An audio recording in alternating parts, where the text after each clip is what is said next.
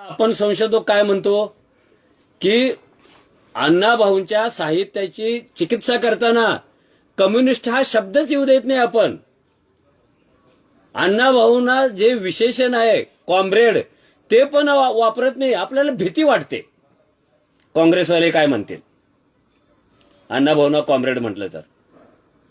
BJP Shiv Sena काय म्हणेल, RPI काय म्हणेल, आंबेडकरवादी नेते काय म्हणतील, आंबेडकरवादी साहित्यिक काय म्हणतील, कारण अण्णाभाऊंना कॉम्रेड कसं काय म्हणायचं.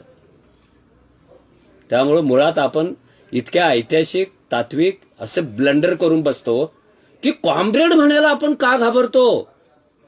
बर तुम्ही कोण त्यांना कॉम्रेडशिप देणार. त्यांनी लढून मिळवलेले आहे आणि 1925 मध्ये कम्युनिस्टांचा कार्ड होल्डर होणं ही जगातली सगळ्यात अवघड गोष्ट होती.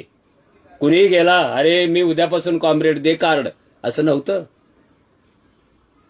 राबायचं आहे, निष्ठा सिद्ध करायची आहे, ऍक्टिव्ह व्हायचं आहे, विश्वास संपादन करायचा आहे, विशिष्ट काळ काढायचा आहे आणि मग तुम्हाला ते कॉम्रेडशिप मान्य करणार आहेत.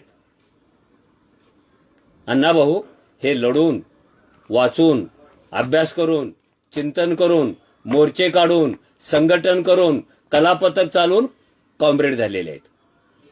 हे आधार कार्डासारखं कुणी त्यांना खिशात आणून दिलेलं नाही. एक दिवस तो कॉम्रेड शब्द वापरायला आपल्या पोटात गोळाच येतो, बीपीच वाढतो आपला.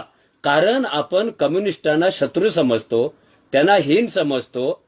मी तिथेपर्यंत मान्य करायला तयार आहे, पण आपण कम्युनिस्ट ही एक यंत्रणा आहे, ही एक एजन्सी आहे आणि मार्क्स हा त्याचा विचाराचा गाभा आहे. मार्क्सबद्दल तुमचं का भांडण आहे बरं. मार्क्सने कोणत्या मारामांगाचं वाईट केलंय, मार्क्सने कोणत्या गरीबाचं वाईट केलंय, मार्क्सने कधी भांडवलशाहीला पाठिंबा दिलाय. अरे जेव्हा तुमच्या मागे कोण नसतं तेव्हा मार्क्सच असतो ना.